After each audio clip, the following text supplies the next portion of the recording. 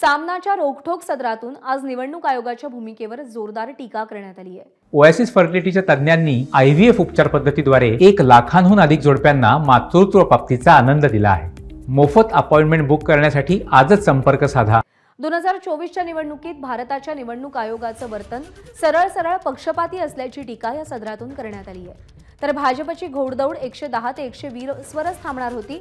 आयोगाच्या पक्षपातामुळे 240चा आकडा गाठता आल्याचा निशाणा रोखठोक मधून करण्यात आलाय।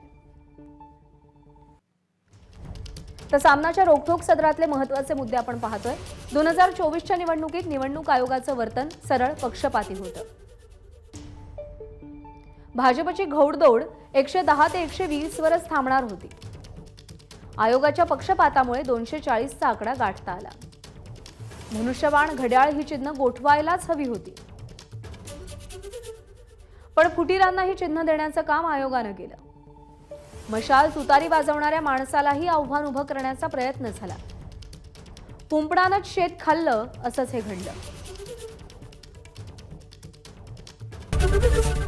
एबीपी माझा, उघडा डोळे बघा नीट।